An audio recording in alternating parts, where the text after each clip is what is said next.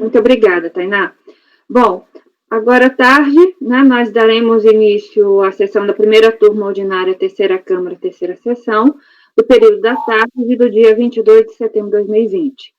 Estão presentes conselheiros Ari Vendramini, Marcelo Costa Marques Oliveira, Marco Antônio Marinho Nunes, Salvador Cândido Brandão Júnior, Marcos Roberto da Silva, Semirami de Oliveira Duro, Breno do Carmo Moreira Vieira e eu, Lisiane Angelotti Meira, como presidente substituta.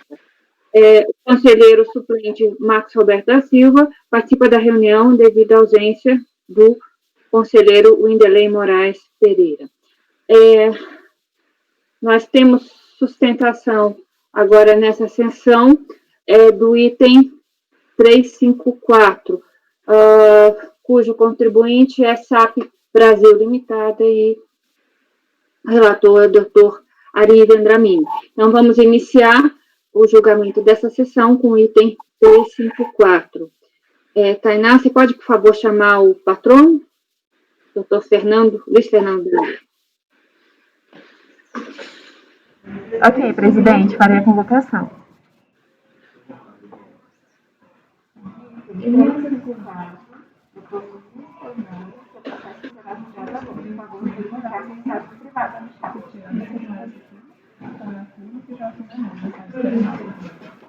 O patrono já foi convocado, presidente. Muito obrigada, Tainá.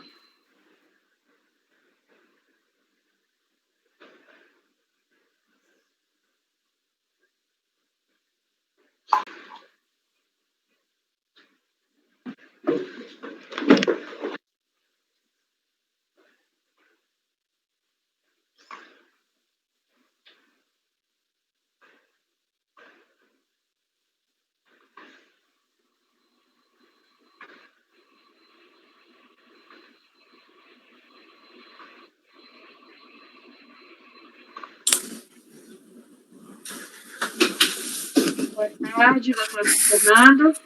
Boa tarde a todos. Muito obrigado. Muito bem-vindo. Muito obrigado. Boa tarde, doutor. Boa tarde.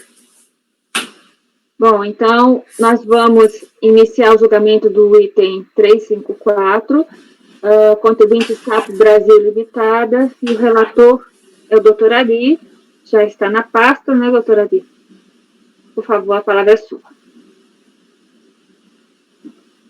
Muito bem. Boa tarde, doutor. Boa tarde, doutor. Vai ter sustentação oral, doutor, ou só acompanhamento? Eu tinha me inscrito inicialmente a fazer a sustentação, só alguns pontos fáticos, que eu acho que, inclusive, já foram delineados aí pelo despacho de admissibilidade, mas que, enfim, a gente entende que são importantes aí de serem só ressaltados. Então, pretendo ser bem breve, inclusive. Tá bom. Então, vou fazer um breve relatório e vou passar a palavra para o senhor, tá bom? Ok, muito obrigado.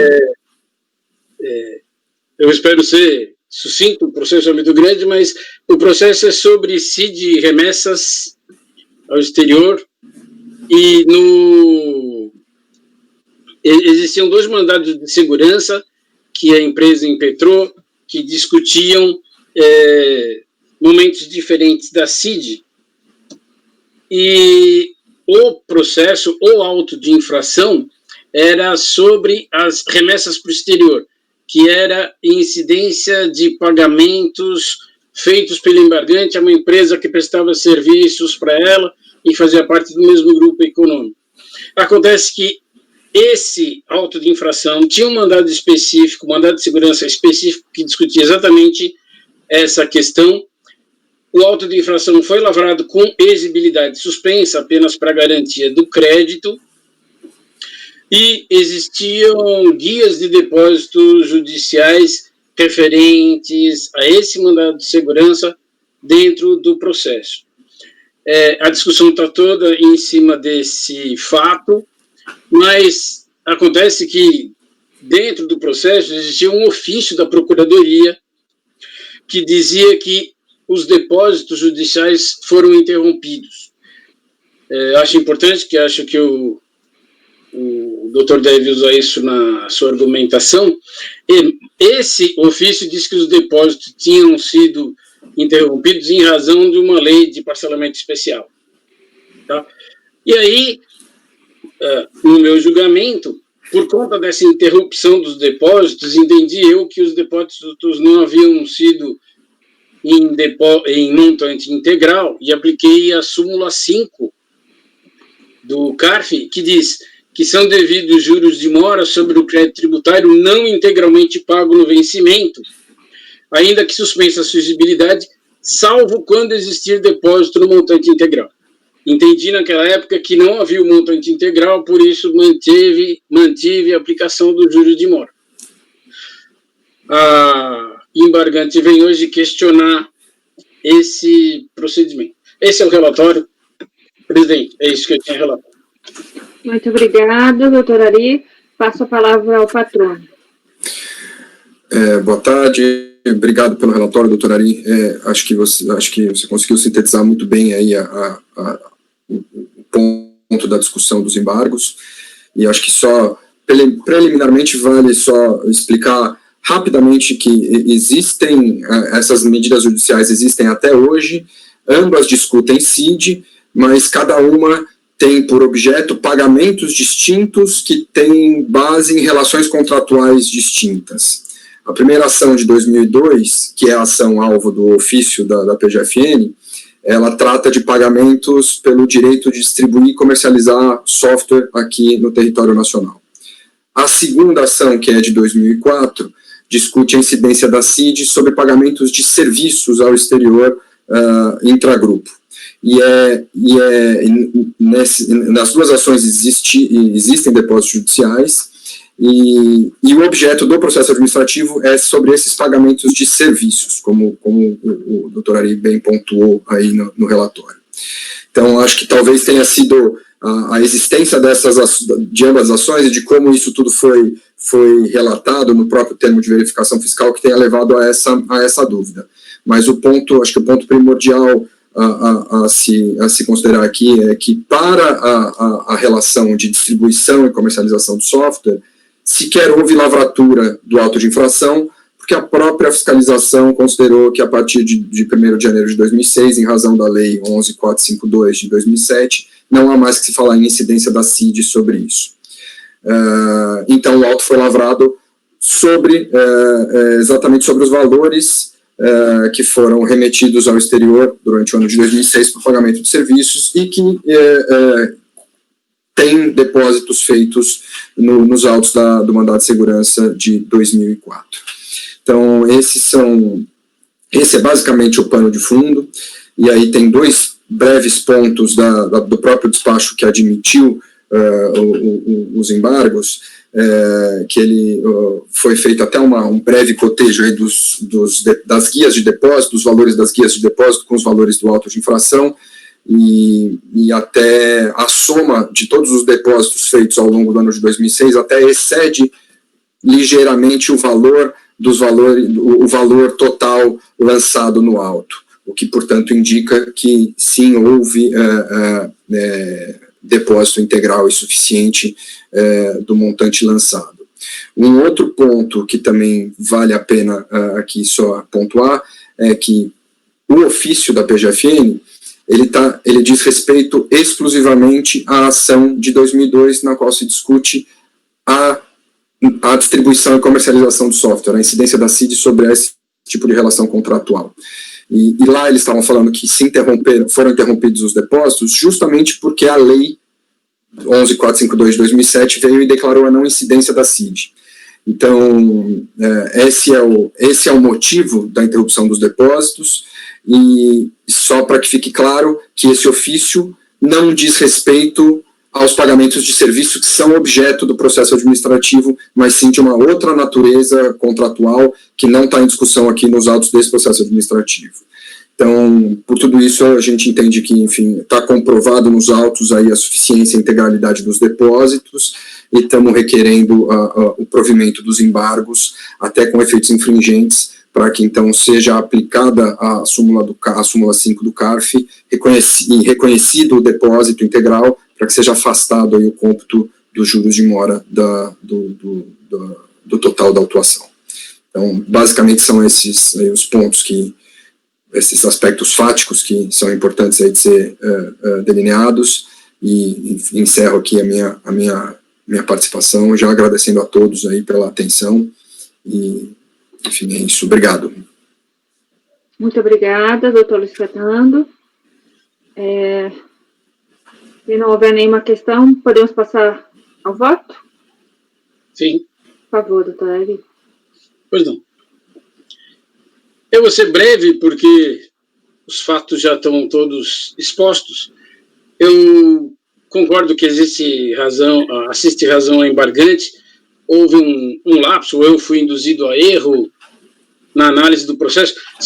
O processo é imenso, o termo de verificação é enorme, existem muitas notas fiscais, existem um vai e vem de ações judiciais, de depósitos, de pareceres da Procuradoria. Bom, enfim, as causas não são importante é o fato. O fato é que eu considerei que os juros que os depósitos tinham sido feitos de forma insuficiente. Acontece que realmente tanto a embargante quanto o presidente, o Winderley, o ex-presidente, o doutor Winderley, quando admitiu os embargos, pontuaram bem que primeiro existem os depósitos judiciais, existem as guias de depósitos judiciais. Eu mesmo indiquei as folhas onde elas estavam. Eu fiz a soma, mas vi que os valores eram muito parecidos, mas me deixei levar pelo ofício que dizia que houve interrupção dos depósitos. Acontece que esse ofício, primeiro, não tem relação com essa ação judicial, portanto, não tem relação com esses autos. Eles estavam lá dentro do processo porque eles tinham relação com outro mandado de segurança que não discutia o objeto dos autos. Então, provavelmente, foi isso que me levou a esse pensamento. Segundo, o auto de infração foi lavrado com exigibilidade suspensa, o que indica que a autoridade fiscal verificou que existia depósito suficiente. Não houve lavratura de multa por conta da ação judicial. E terceiro, esse ofício que eu acabei de mencionar, ele se refere a um parcelamento especial. Então, a Procuradoria aceitou o parcelamento e, por isso, houve interrupção dos depósitos, porque o débito foi parcelado.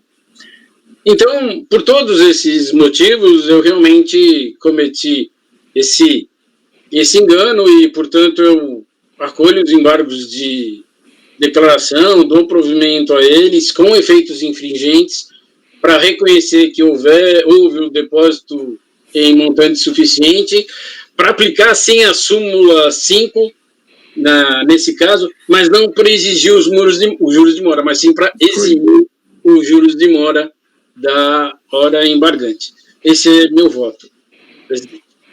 Muito obrigada, doutor Ari. Podemos passar a votação? Doutor Marcelo, por favor. Acompanho. Obrigada. Doutor Marco Antônio. Acompanho. Doutor Salvador. Acompanho. Doutor Marcos Roberto. Acompanho, relator. Obrigada. Doutora Semiramis. Acompanho o relator. Doutor Breno. Voto com o relator, presidente. Obrigada. Eu também acompanho o relator. Então, a decisão é por unanimidade de votos, acolher os embargos e dar provimento com efeitos infringentes. Isso. Muito obrigado ao patrono, muito obrigado ao patrono. Boa tarde. Obrigado. Obrigado, doutor. Boa sessão. Boa tarde. Boa tarde.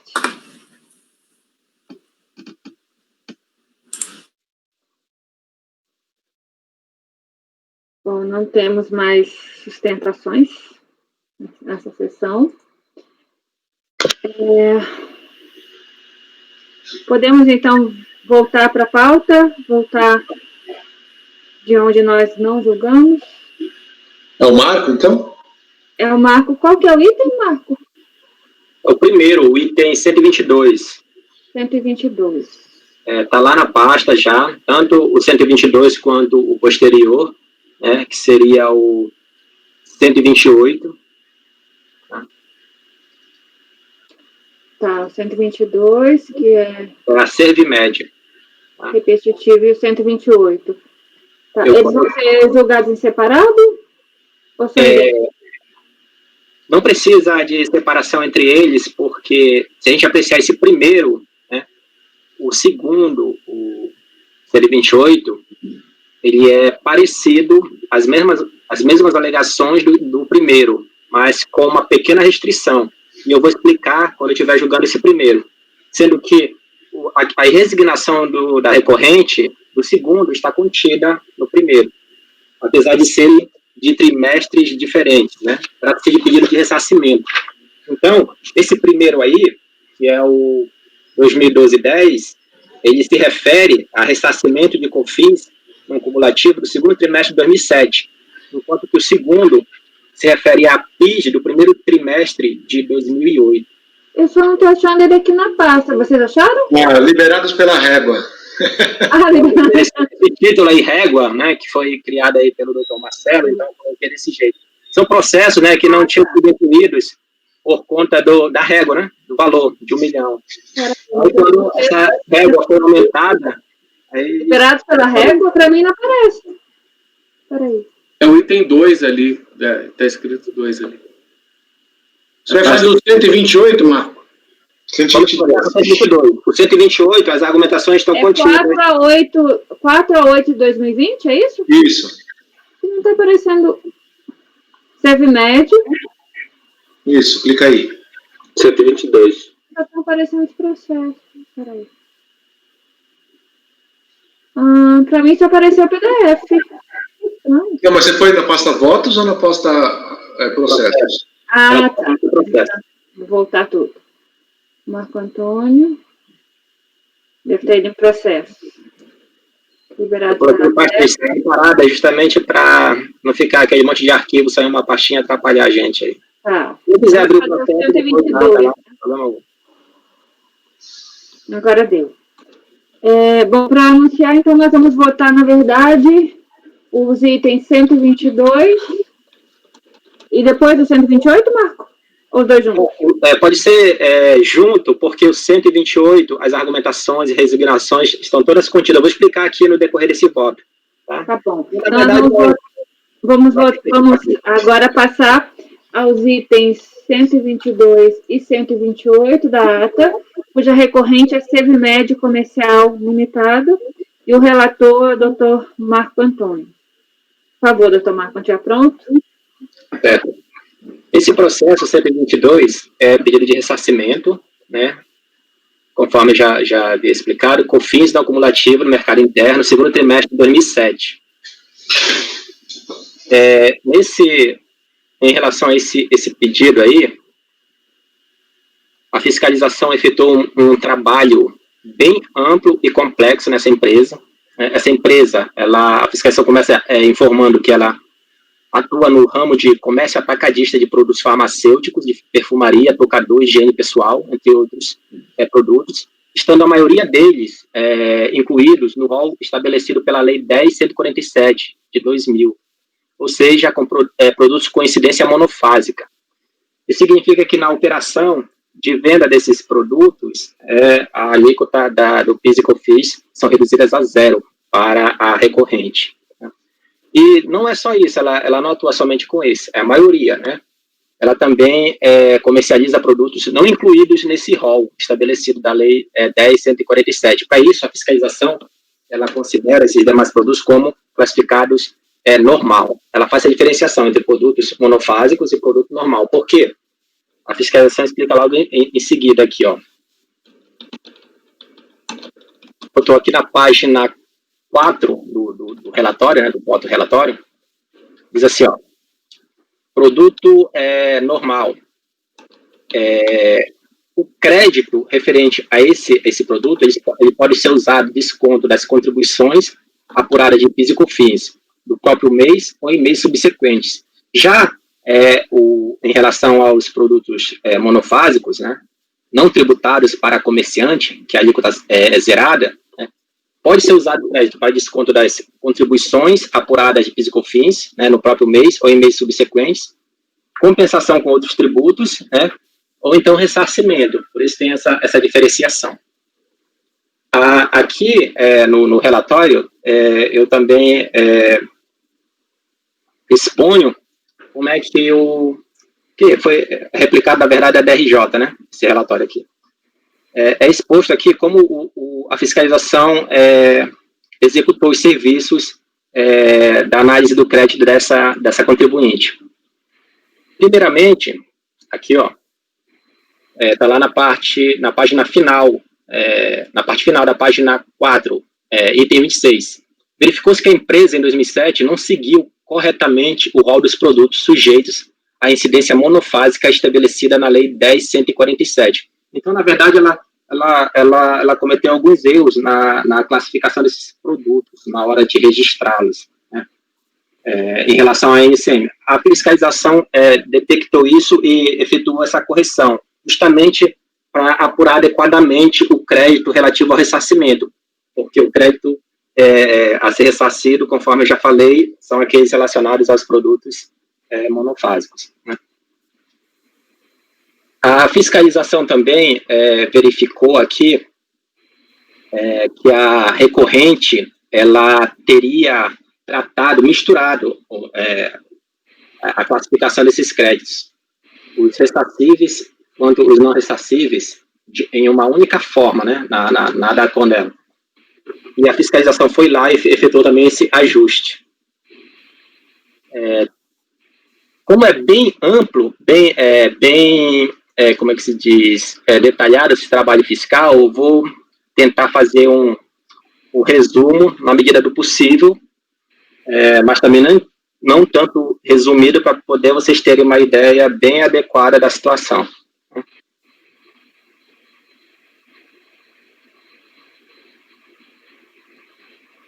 Eu já estou lá para a página 6.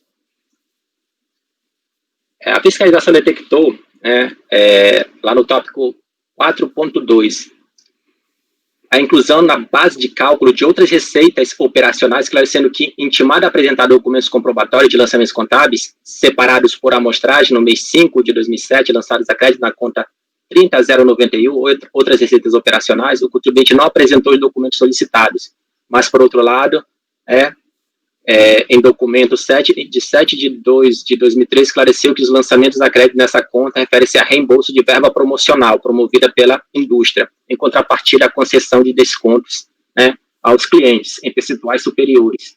Então, aqui a própria recorrente confirma que essa parte aqui, apurada pela fiscalização dessas outras receitas operacionais, ela compunha a base de cálculo das contribuições, né, e para isso a fiscalização esclarece, olha, em relação a isso, a própria recorrente disse que isso é tributável. Então, vamos promover também esses ajustes, considerando também essa divisão entre produtos monofásicos e normais. Aí, no tópico 5, né, na parte da glosa de créditos, a fiscalização, ela esclarece aqui quais foram os créditos que foram glosados ou não. Essa parte aqui, ajuste positivo de crédito, foi justamente aquilo que eu já havia falado, que a recorrente ela fez a mistura aí, né, colocando todos os créditos vinculados à receita tributária no mercado interno para a coluna referentes a créditos vinculados à receita não tributárias no mercado interno. E isso geraria um descompasso aí na apuração dos créditos ressarcidos. Em relação às próprias rubricas, né, bens para revenda, né, a fiscalização esclarece que o ajuste se deu por conta de erro na classificação de parte dos NCMs, como sujeito ou não à incidência monofásica e sua correção. Ou seja, a fiscalização está dizendo aqui apenas que promoveu esse ajuste desses produtos que foram vendidos com NCM errôneas e para poder apurar adequadamente o crédito a ser ressarcido. Despesa de energia elétrica, ela consigna que não houve glosa, né, mas apenas a utilização do percentual de rateio. Esse ajuste do NCM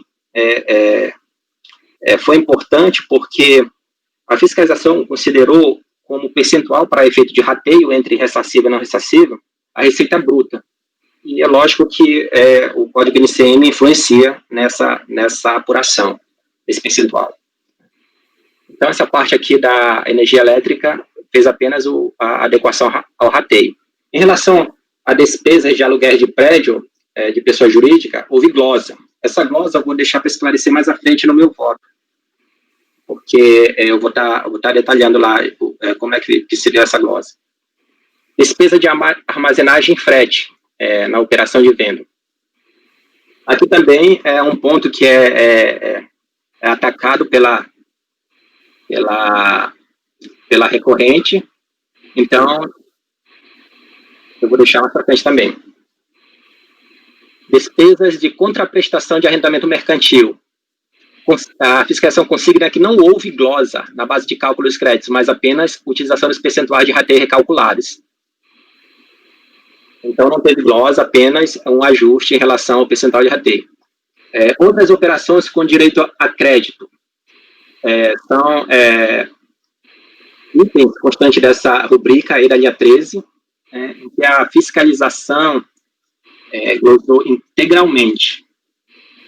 Foi atacada também no recurso voluntário. Então, basicamente é isso.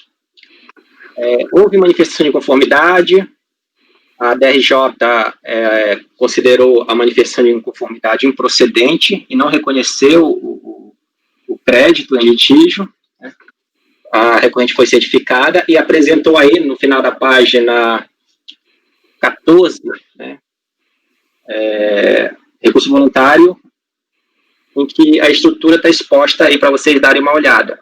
Então, é a partir desse ponto que eu chamo a atenção para esclarecer a diferença desse processo que a gente está aqui olhando, que é o item 122, para o posterior. No outro, essa mesma técnica de fiscalização, a mesma forma de tratamento da análise do crédito feita pela fiscalização, em que a recorrente ela não apresenta nem essa parte aqui da preliminar, ou seja, no outro não tem essa preliminar aqui da incompetência da DRF para proceder à análise dos credores, e nem esse 3.4, da desconsideração do creditamento de dispêndios com fretes nas operações de venda.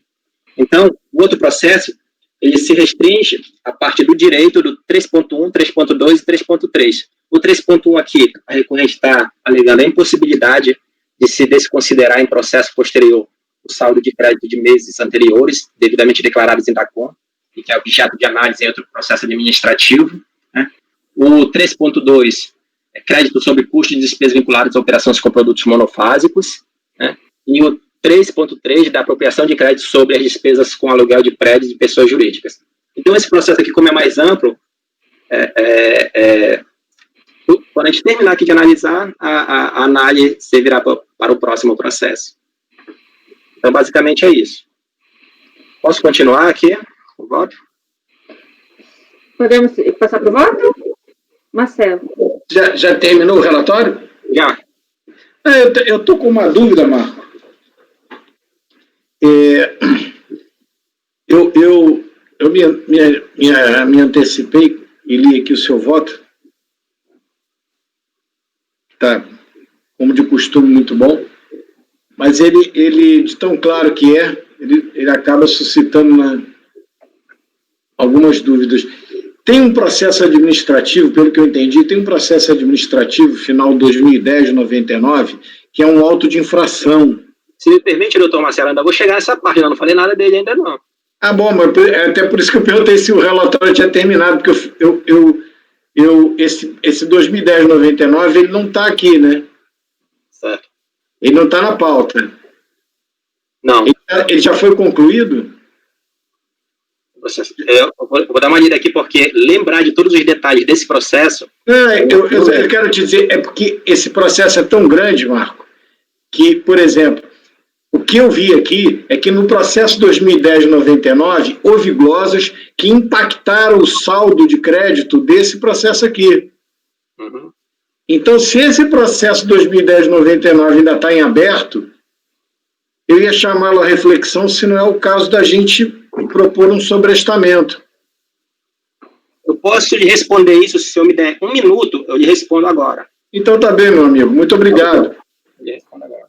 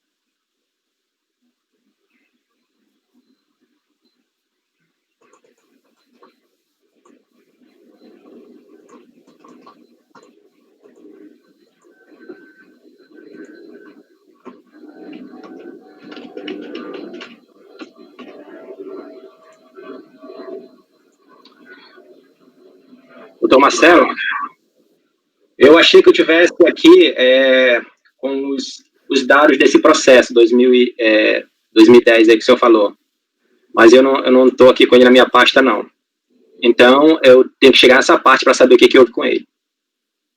Tudo bem? Eu peço desculpa por ter atrapalhado aí, Marcão. Não tem problema. Mas qualquer coisa, depois a gente abre o processo, dá para dar uma olhada nesse processo também.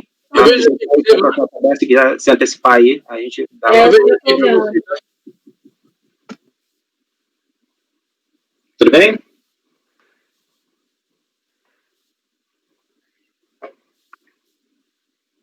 Então, pronto.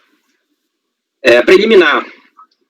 Na preliminar, a recorrente, ela alega a incompetência da DRF para analisar saldo de créditos e períodos anteriores declarados em DACOM.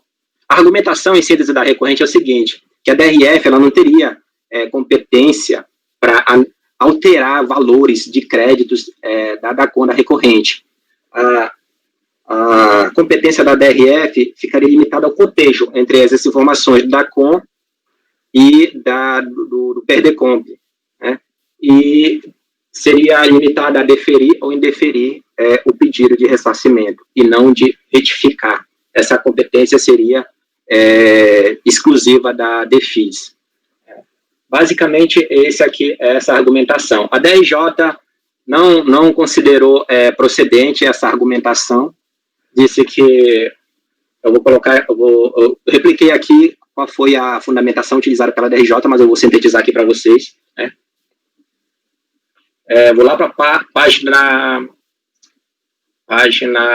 18, parte final, ou seja, distintamente do alegado pela interessada, além de executar as atividades relacionadas à restituição, compensação, reembolso, ressarcimento, redução e reconhecimento de imunidade e isenções tributárias, inclusive as relativas a outras entidades e fundos, também compete às DRF, entre outras atividades, proceder à revisão de ofício de lançamentos e de declarações apresentadas pelo sujeito passivo. Ademais, o ato de emissão de despacho decisório foi praticado por auditor fiscal da Receita Federal do Brasil e titular da unidade de jurisdição do sujeito passivo que apresentou PERDECOMP, e especificamente no presente caso, tal despacho foi procedido de ação fiscal que redundou em termo de verificação fiscal por auditor fiscal da Receita Federal do Brasil, autoridade prevista pela Lei 10.593, né, para exercer a competência indelegável e privativa, entre outras, de formalizar o lançamento, previsto no artigo 142 do CTN, executar procedimentos de fiscalização e elaborar e proferir decisões, ou delas participar em processo de restituição, ressarcimento e compensação. Injustificável, pois, a alegação de incompetência da DRF para proceder à verificação de saldo de créditos informados em DACOM, procedimentos necessários para análise de direito creditório informado em PERDECOMP. Aí, agora eu falando, pelo exposto acima, verifica-se que a DRJ procedeu a uma análise minuciosa quanto a esta alegação da recorrente, onde deixou claro que a decisão sobre o pedido de ressarcimento compete à DRF com jurisdição sobre o domicílio tributário do sujeito passivo, conforme obedecido nestes autos. Não tem procedência a diferenciação colocada pela recorrente, de que a competência da DRF seria apenas para confrontar dados entre PERDECOMP e DACOM, visto que a decisão sobre o reconhecimento ou não de pleito creditório referente à confirma acumulativa necessariamente demanda a análise do DACOM, tornando-se impraticável a DRF decidir diante de uma hipótese como a ventilada pela recorrente, sem mexer nos dados de créditos anteriores declarados, mormente porque as verificações de saldos de créditos informados em DACOM representam procedimentos necessários para análise de direito creditório informados em PERDECOMP. Por fim, cumpre ressaltar que não haver competência exclusiva da DEFIS para proceder à revisão de ofício dos lançamentos e de declarações apresentadas pelo sujeito passivo e ao cancelamento ou reativação de declarações a pedido do sujeito passivo. Isso porque tais competências foram também atribuídas às DRFs, conforme artigo 224.22 do mesmo regimento. Dessa forma, não houve omissão na decisão recorrida quanto à preliminar suscitada pela recorrente. Pela razão acima, voto pela improcedência dessa parte, dessa preliminar. Então, por se tratar de uma preliminar, eu gostaria de saber da presidente se eu devo prosseguir ou então essa preliminar deve ser apreciada imediatamente ou não.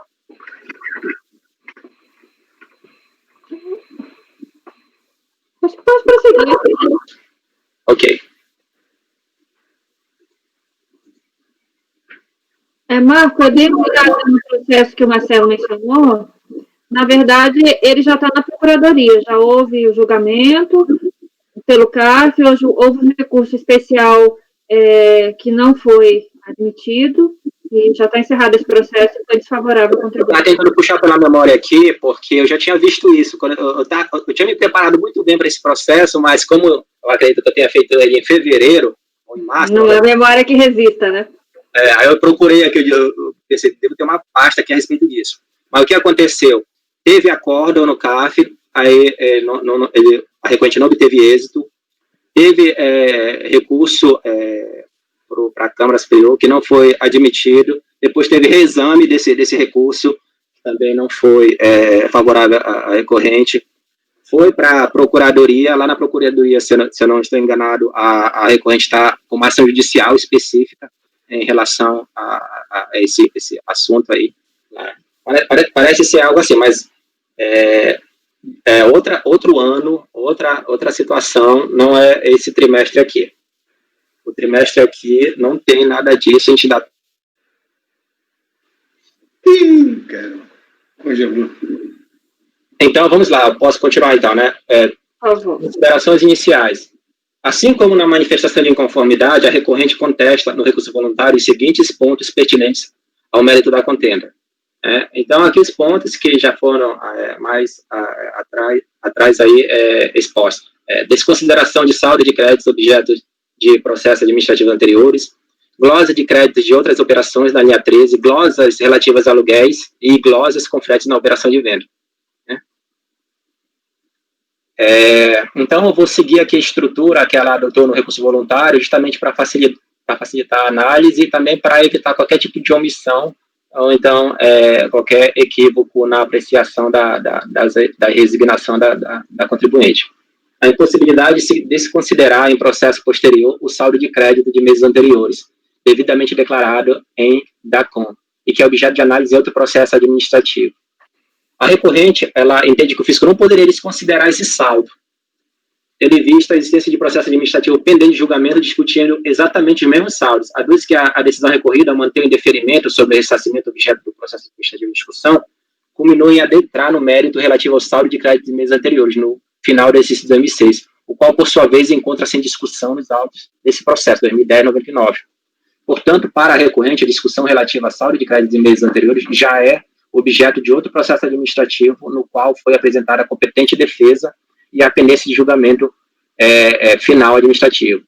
Pontua que, caso a defesa administrativa apresentada no processo administrativo venha a ser julgada favorável, todo saldo de crédito de meses anteriores será convalidado, validando definitivamente os créditos que foram excluídos da recomposição da apuração das contribuições pelo acordo impugnado. Por outro lado, caso a decisão proferida naquele processo venha a ser eventualmente desfavorável, o referido saldo será cobrado e controlado naquele processo, não podendo, em hipótese alguma, influenciar no referido saldo de crédito de meses anteriores, utilizado no ressarcimento em tela. Então, em síntese, ela está dizendo, olha, era para ter considerado tudo que eu coloquei no meu DACOM, e não o saldo reconstituído pela fiscalização. Nesse trimestre aqui, inclusive, a fiscalização considerou como zero, né, porque ela apurou que lá esse saldo inicial na verdade, não teria saldo inicial para ser considerado aqui. A fiscalização, como é que ela procedeu? Ela apurou trimestre a trimestre, e é lógico que ela considerou o saldo que ela mesma apurou. O saldo final que ela mesma apurou é o que vai para o trimestre seguinte, e assim por diante. E nesse trimestre aqui, ela verificou que não teria saldo. Então, eu passo a analisar, né? Eu coloco aqui como é que foi a análise da DRJ e eu passo as minhas considerações. Estou lá na página 21. Como visto acima, a sistemática de apuração do PIS e COFINS não cumulativo permite que o crédito não aproveitado em determinado mês seja descontado da contribuição devida nos meses subsequentes, consoante leis 10.637 e 10.833. A primeira é de 2002 e a segunda é de 2003. Ainda, conforme o termo de verificação fiscal, foram detectadas diferenças entre as operações feitas pela recorrente, memória de cálculo da DACOM, e as apurações realizadas pelo FIS, tanto em relação ao cálculo das contribuições, quanto em relação à apuração de créditos, demonstradas nos anexos próprios, fazendo-se necessária a recomposição dos saldos de créditos, uma vez que as alterações de créditos ocorridas em um mês repercutem nos meses seguintes. Dessa forma, não houve qualquer irregularidade no procedimento fiscal, bem como não há que se falar em duplicidade de cobrança, notoriamente porque, para o processo indicado pela recorrente, esse 2010-99, foi lavrada a ordem de infração para exigência de débito de PIS e COFINS no acumulativo de períodos mensais de 2006. E nos presentes autos de ressarcimento, houve a correspondente análise fiscal e emissão de respectivo despacho decisório, no qual, em vez de saldo creditório, apurou-se débitos devidamente compensados, de acordo com o exposto na decisão recorrida. Portanto, irretocável a decisão de PIS. Quer saber se eu posso continuar, senhora presidente? Sim, por favor. Do direito creditório sobre os custos e despesas vinculados às operações com produtos monofásicos. Né? Eu peço até desculpa de vocês aí por estar lendo, mas eu não vou conseguir lembrar de todos esses fatos aqui, assim, de cabeça. Algumas coisas eu lembro, outras eu não lembro. Então, eu vou fazer o possível aqui para resumir quando for possível. De início, cumpre esclarecer que a recorrente trouxe para este tópico de recurso voluntário as mesmas alegações do tópico 3.2 de sua manifestação de inconformidade. Em sede de recurso voluntário, a recorrente manteve as correspondentes alegações, mas modificou o título do tópico do recurso para o direito creditório sobre os custos e despesas vinculados às operações com produtos monofásicos. Ela contesta o conceito de insumos usado no acordo recorrido, para o qual só se classificaria como tal, para fins de tomada de crédito, de PIS e COFINS acumulativo, apenas os bens e serviços diretamente utilizados na produção de bens. É aquela história lá, essa parte aqui, né, do conceito de insumo adotado antes daquele julgamento lá pelo STJ, em que atualmente todo o CARF segue. Entende que a classificação de um bem ou serviço como insumo deve ser analisada à luz da especificidade de sua atividade social, que diz ser muito mais do que a simples revenda de produtos, figurando como verdadeira operadora logística da indústria, responsável pela colocação e manutenção dos produtos no mercado. Ela esclarece aqui como procedeu a esse creditamento, né, explicando que esses dispêndios eles decorrem de capacitação profissional de pessoal, realização de eventos, marketing, tudo isso ela utilizou para apurar créditos de PIS e COFINS. Prossegue narrando que para a estruturação, a operação comercial, através da fixação de estabelecimentos filiais em diversos estados da federação, ela recebe em seus centros de distribuição as mercadorias provenientes do fornecedor industrial, com a posterior remessa em transferência para as demais filiais, que são responsáveis por suprir o mercado varejista com mais de 15 mil itens. O que faz incorrer em inúmeras despesas necessárias para a estruturação da referida operação comercial, tais como despesas com veículos, segurança, combustível, pedágio, seguro, entre outros. Diz que o mesmo ocorre com relação às atividades que deve desenvolver para a promoção e alocação dos produtos da indústria no mercado, tendo em vista a necessária contratação de serviços de assessoria, consultoria, voltadas à capacitação de seu corpo administrativo, especialmente seu corpo de vendedores e representantes comerciais. Vou pular esse próximo parágrafo. Dessa forma, conclui que a simples análise de toda a operação comercial acima indicada evidencia a relação intrínseca das despesas com a atividade de distribuição por elas desenvolvida, sendo desta indissociável e essenciais. Dentro da sistemática da não cumulatividade da contribuição PIS e COFINS, considerando que essas contribuições incidem sobre todas as receitas oferidas, em contrapartida, há que se considerar como conceito de insumo todos os dispêndios essenciais ao desenvolvimento da atividade fim da contribuinte. E encerra ao argumento de que é incontestável que as despesas e serviços desconsiderados pelo acordo recorrido são imprescindíveis e indissociáveis do desenvolvimento de sua atividade fim, a saber, a distribuição de produtos farmacêuticos, de perfumaria, tocador e higiene pessoal. Vou passar aqui a minha análise. Verifica-se que a resignação da recorrente compreende o conceito de insumos para fins de tomada de créditos, né?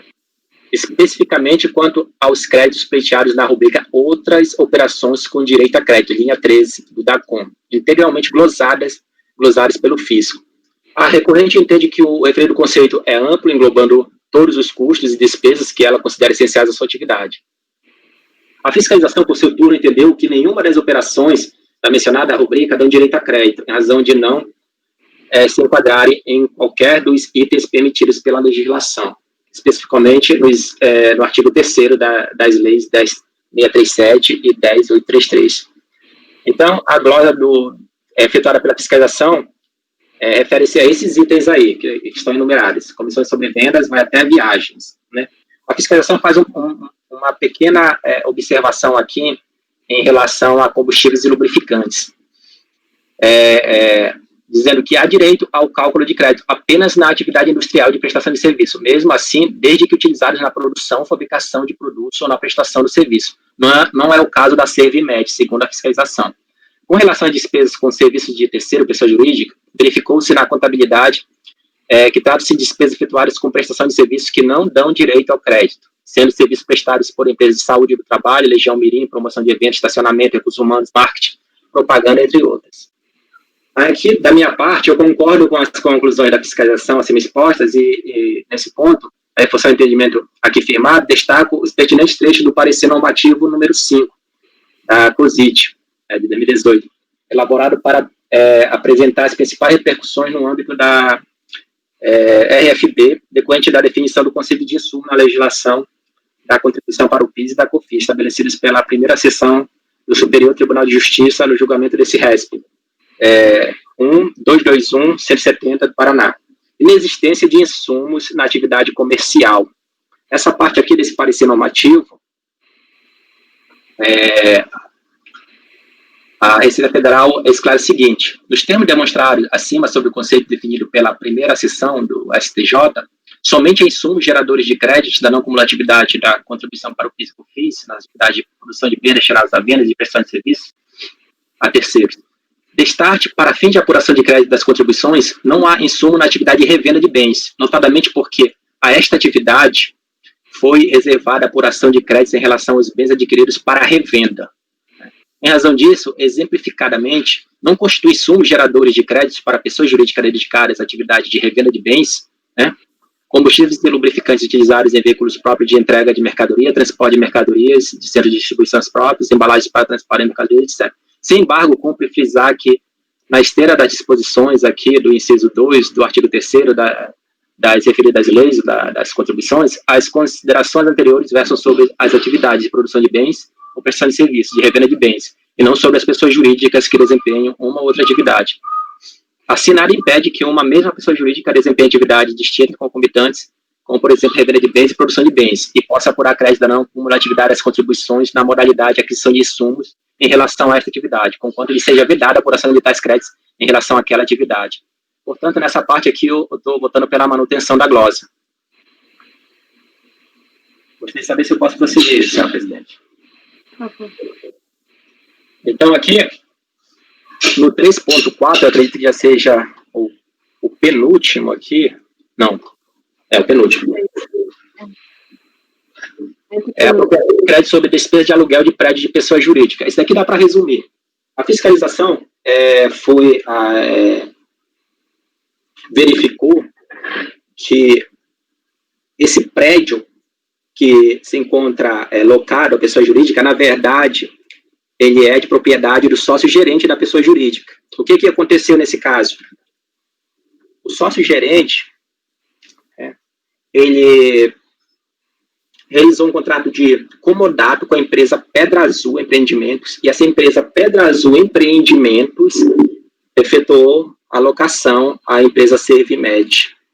Então, a fiscalização, ao apurar esse fato, considerou que essa operação ela deveria ser desconsiderada, porque esses rendimentos, eles fazem parte de rendimentos do proprietário, ou seja, do senhor Antônio Yachel Marques. Isso aqui foi alvo de um procedimento fiscal, tem o processo logo abaixo, aí na página 26 do voto, esse processo aí 10.825, 725, 2011-65, que foi julgado e foi mantido aqui no CARF, e, portanto, com base nesses esclarecimentos, essa alegação da recorrente foi julgada improcedente pela DRJ, e eu também considero improcedente essa alegação, e por conta disso, esse tópico também deve ser rechaçado. Em síntese é isso. Se alguém tiver alguma dúvida aí... Alguma pergunta? Então, para o 3.5, da apropriação de créditos com fretes nas operações de venda.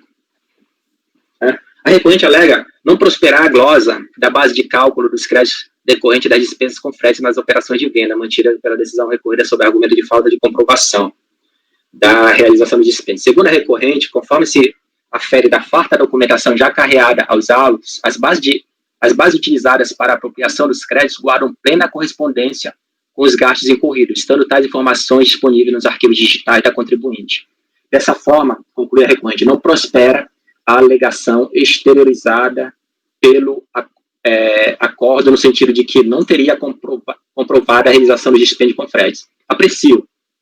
A fiscalização, ela glosou, em parte, esses dispêndios, com fretes na operação de venda, com base nessas razões. Ela verificou que na documentação fiscal apresentada pela recorrente, um mês não teria tido qualquer irregularidade, seria o mês 4 de 2007. No entanto, nos meses seguintes, 5 e 6, os valores pleiteados estariam a maior, e por conta disso, como essa diferença não estaria amparada por documentação fiscal, essa parte foi glosada. Então, eu estou aqui agora esclarecendo meu voto. Conforme o termo de verificação fiscal, a glosa parcial das despesas com fretes nas operações de vendas, apenas para os meses 5 e 6 de 2007, decorreu de divergência apurada pelo fisco entre os valores declarados em DACOM e os valores totais dos conhecimentos de transportes apurados nos arquivos digitais de notas fiscais, conforme o ADE 15 de 2001, fornecidos pela própria contribuinte. Em outras palavras, a glosa originou-se de falta de amparo em documentação fiscal, arquivos digitais das notas fiscais da contribuinte, de parte do valor dos dispêndios informados em DACOM para esses meses, 5 e 6 de 2007.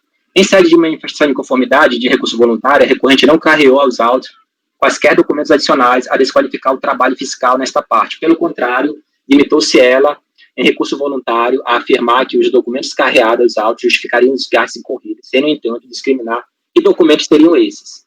Ora, na apuração do PIS e COFINS não cumulativos, a prova da existência do direito de crédito indicado no pedido de ressarcimento e compensação incube a contribuinte, de maneira que, não havendo a correta demonstração, deve a fiscalização efetuar as glosas. Portanto, correta ação fiscal e, consequentemente, procedente o recurso voluntário neste ponto.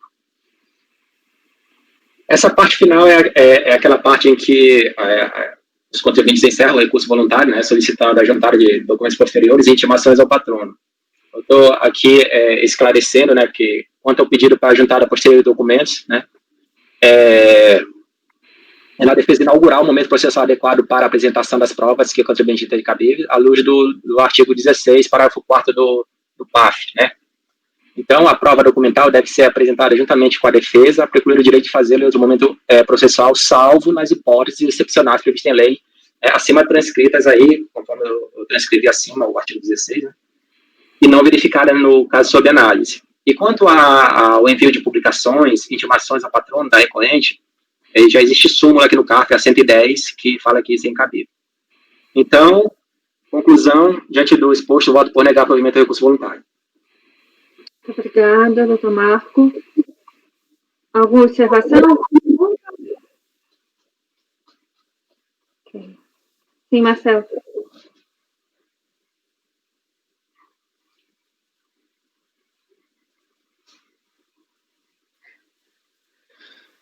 Marco, essa questão aqui do imóvel, do aluguel do imóvel. Sim. Eu não entendi essa questão o aluguel, ele é tributado na pessoa física. Quer dizer, a pessoa física firmou um contrato de comodato com uma pessoa jurídica, tá certo? Obrigação de entregar, entregou o imóvel. O imóvel está com uma pessoa jurídica para seu uso. Cedeu gratuitamente, mas você sabe... do gerente. Ele é sócio. Não, ele é sócio da empresa. esse proprietário, ele é sócio-gerente dessa pessoa jurídica e ele também é sócio-gerente do locatário. Perfeito. Então, Perfeito.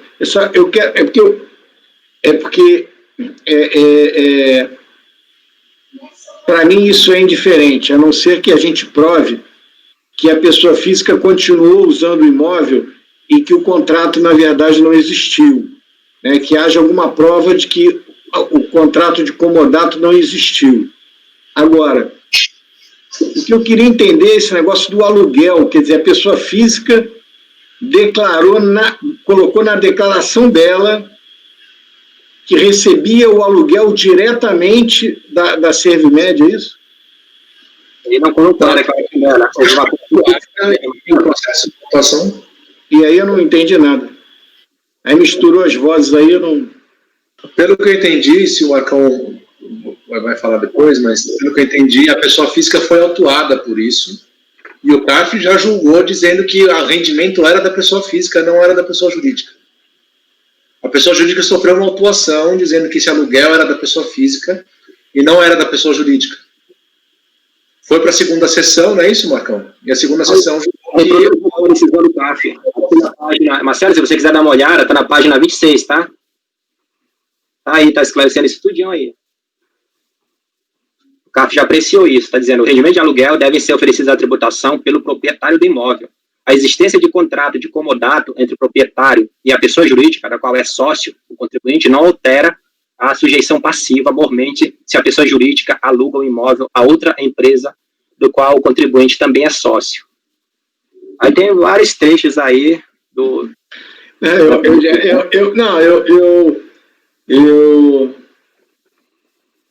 Eu estou entendendo. Eu acho que eu ia explorar um pouco, porque eu acho que essa decisão, pelo menos o trecho que você colocou, é absolutamente sem nenhum fundamento. Agora, é claro, se há uma conclusão na esfera administrativa de que o rendimento é do sócio, então a gente já não tem mais como contestar aqui. Mas se isso aqui já foi concluído, agora essa decisão aqui é absolutamente sem fundamento nenhum. Sem fundamento nenhum. Pelo menos essa parte que está aqui. Eu tô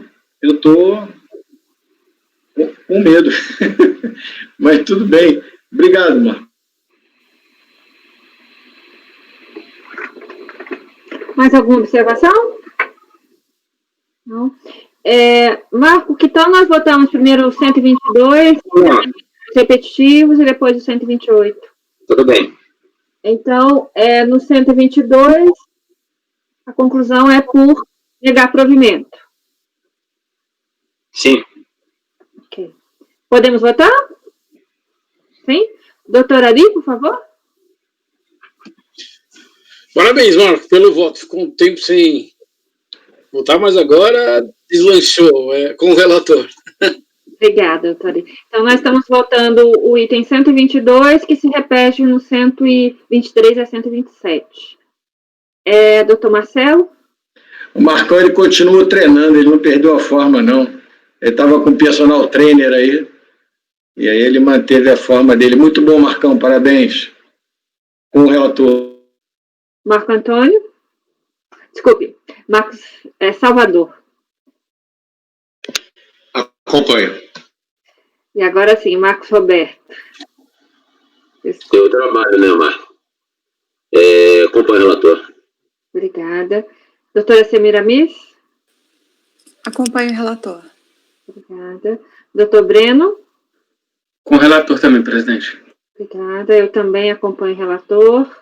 Muito bom o trabalho, parabéns. Então, a decisão é por unanimidade de votos.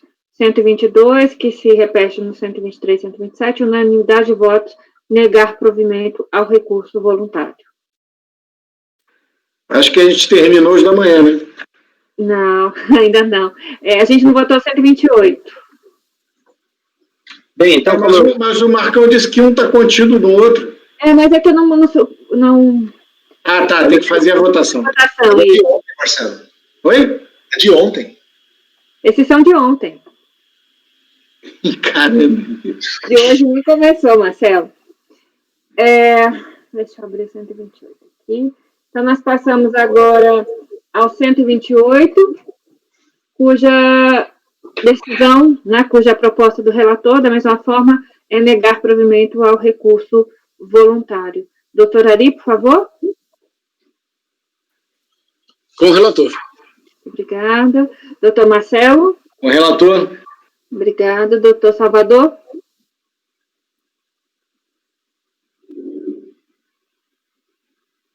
Está sem microfone, Salvador.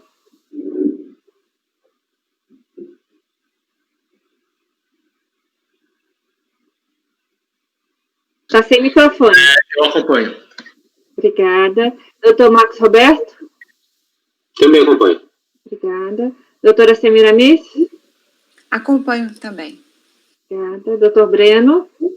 Voto com o relator, presidente. Obrigada. Eu também voto com o relator. Então, em relação ao item 128, a decisão é, por unanimidade de votos, negar provimento ao recurso voluntário.